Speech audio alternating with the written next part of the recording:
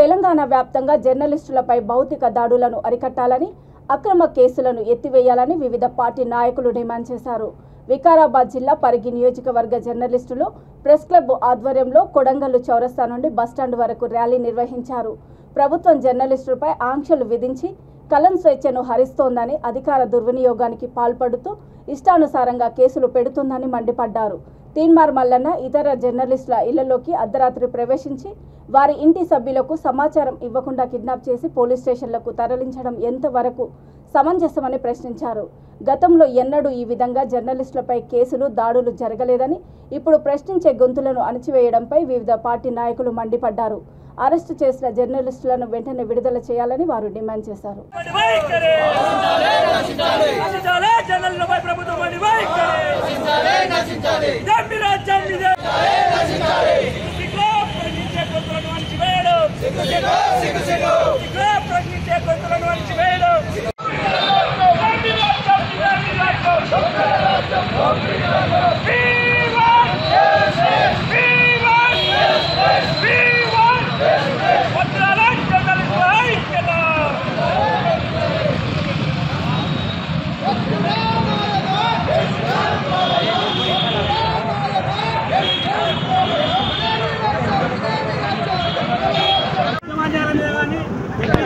ఎవరు కేసీఆర్ ప్రభుత్వము దారులకు దిగడము, భయభ్రాంతులకు గురియడము ఇది హేమమైన చర్య.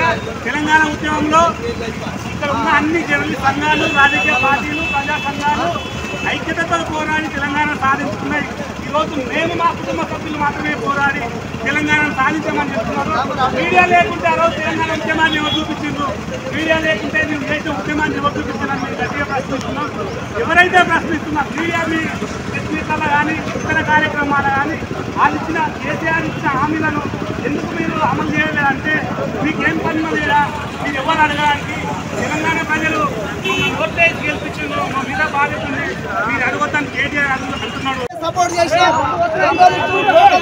చేసిండ్రు కానీ నిజంగా తీన్మార్ మల్లన్న తెలంగాణ చరిత్రను తను బస్సులో ఎక్కి, ఆటోలో ఎక్కి, మరి ఆ సాకలైలమ్మ వారసులు ఎవరున్నారు, మరి ఇక్కడ ఉన్నటువంటి ఉద్యమకారుల వారసులు ఎవరున్నారు అని చెప్పి మొట్టమొదటి 16 సంవత్సరాల కింద తీన్మార్ మల్లన్న ప్రతి గ్రామం తిరిగి దాన్ని లిమిట్ తీసుకున్నాడు.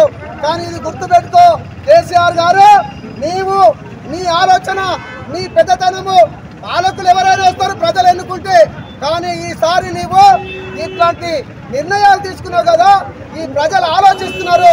నీవు అనుకుంటున్నావు నేను లిక్కర్ స్కామ్ లో మా బిడ్డ ఉన్నది నాకేం కాదని చెప్పి అనుకుంటున్నావు. తప్పనిసరిగా ఇటువంటి దాని మీద మరి నిర్ణయాలు తీసుకుంటారు. ప్రజలు దీనిని గమనిస్తున్నారు. ఇటువంటి పాలనను వ్యతిరేకిస్తున్నటువంటి ప్రతి ఒక్కరికి మేము ఈరోజు ఈ యొక్క జర్నలిస్టుల తరఫున విజ్ఞప్తి చేస్తా ఉన్నాం.